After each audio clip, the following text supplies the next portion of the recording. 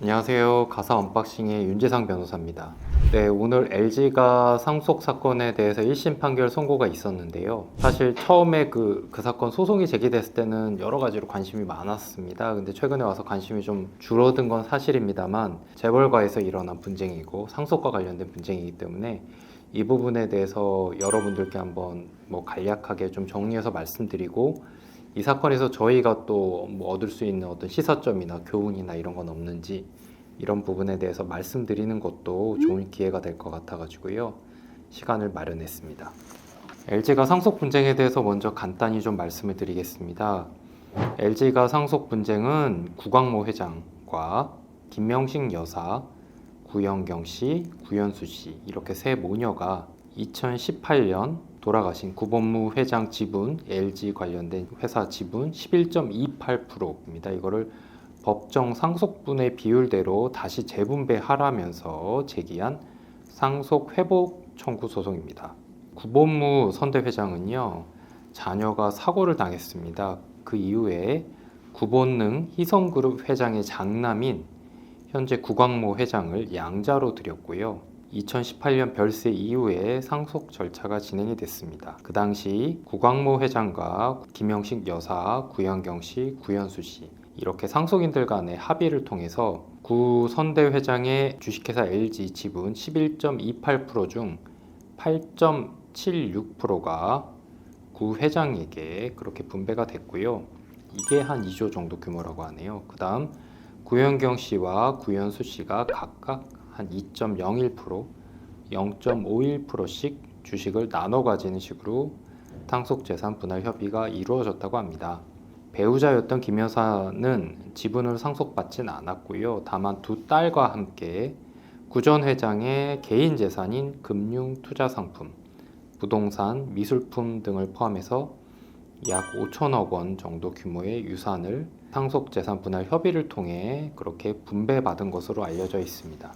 이 사건 관련된 핵심 쟁점은요, 세 모녀는 배우자 1.5, 자녀 1, 이 법정 상속분 비율대로 재분배가 돼야 된다라고 요구를 했고요. LG 측에서는 가족 간의 합의로 이미 상속이 완료됐다고 이런 식으로 이제 서로 간에 약간 다툼이 있었습니다. 세 모녀는 2018년 상속 과정에서 마치 유언장이 존재하는 것처럼 그렇게 알고 경영권 지분을 양보했지만 실제는 그런 유언장이 존재하지 않았다, 이런 주장을 했고요. LG나 구본무 회장 측의 기망에 의해서 합의를 한 거기 때문에 효력이 없다는 주장이었습니다.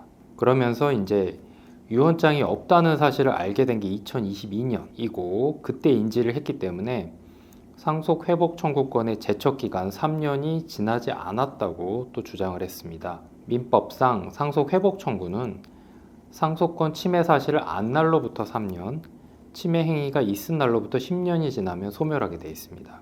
그런 취지에서 안 날로부터 3년이 되지 않았다, 이런 주장을 한 거죠. 재판 과정에서 이제 녹취록이 이제 공개가 됐고요. 녹취록의 내용에 대해서 사실 정확하게 알지는 못합니다. 그런데 그 녹취록 내용 중에 마치 유언장이 없는 데 있는 것처럼 그런 식의 내용이 아마 담겨져 있지 않을까 싶습니다. 여기에 대해서 이제 구 회장 측은 15차례나 협의를 해서 합의를 마무리한 사안인데다가 유언장 유무를 충분히 확인할 수도 있는 상황이었다, 이렇게 반박을 했고요. 또 상속이 완료된 지 5년 정도 지난 뒤에 제기된 소송인 만큼 상속 회복 청구 소송의 제척 기간도 지났다, 이런 식으로 이제 주장을 했었습니다. 이 부분에 대해서 사실상 만약에 법정 상속분대로 다시 분배가 되면요, 그 세 모녀의 지분이 구 회장의 지분을 넘게 됩니다. 그래서 결국은 LG 그룹 전반에 대한 경영권 분쟁 상황으로도 이제 갈 수 있는 그런 상황이었는데요. 오늘 판결에 따르면 구 전 회장의 배우자와 딸들이 구 회장을 상대로 낸 상속 회복 청구 소송에서 원고는 패소로 그렇게 판결이 나왔습니다. 재판부는 상속 회복 청구권 제척 기간이 지났는지 여부에 대해서는 제척 기간을 도과하지 않았다, 이렇게 판단했고요. 원고들이 상속재산 분할 협의서를 확인했다고 주장하는 2022년 무렵 이전에 상속권이 침해되었다는 사실까지 알았다고 보기 어렵다. 아마 유언장이 아닌가 싶습니다. 네, 이거는 원고들이 유언장이 존재하지 않았다는 것을 알게 된 날로부터 3년이 도과하지 않았다, 결국 이 얘기죠.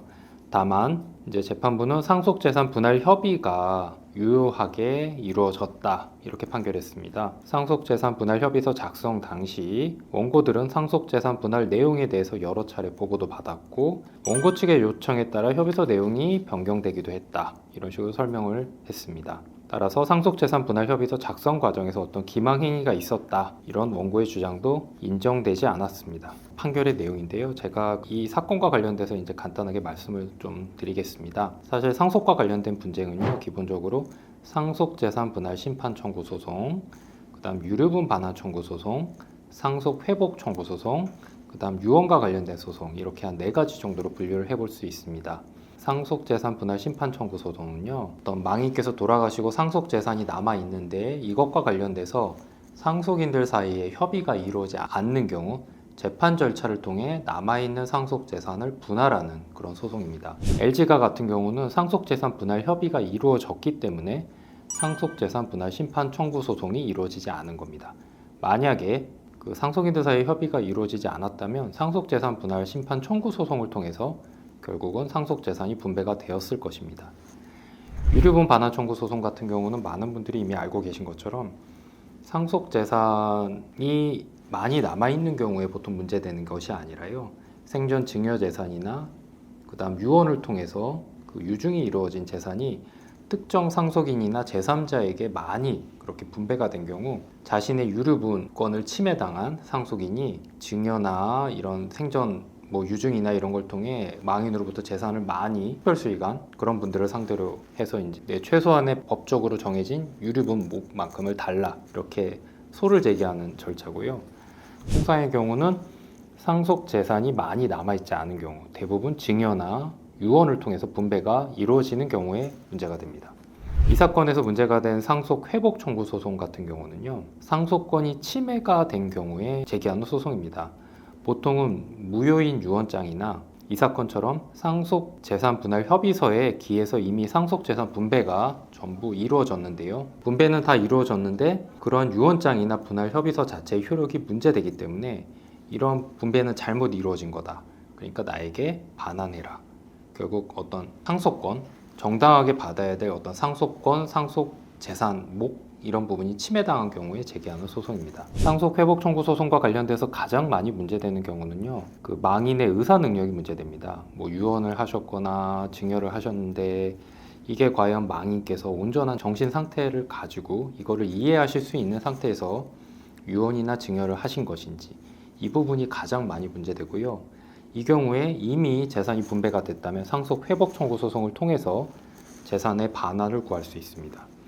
이 사건처럼 상속재산 분할 협의가 있었고 이거에 따라 분배가 됐음에도 불구하고 이 상속재산 분할 협의 자체가 잘못 이루어진 거다라는 이유로 상속회복 청구 소송을 할 수도 있습니다. 이 사건 같은 경우는 이제 LG가라는 어떤 재벌가죠. 이 재벌가에서 상속재산 분할 협의가 여러 차례 이루어졌고요. 그거에 따라 협의가 이루어진 것으로 그렇게 알려져 있습니다. 그럼에도 불구하고 나중에 잘못된 판단으로 협의를 한 거다라는 이유로 소송을 제기했습니다. 이 사건은 이제 상속재산 분할 협의가 얼마나 중요한지에 대해서 좀 저희에게 시사점을 주는 그런 판결이라고 생각합니다. 상속재산 분할 협의가 한번 이루어지면 그 분할 협의 자체가 어떤 기망이나 착오로 한 거라는 걸 입증하기는 굉장히 힘듭니다.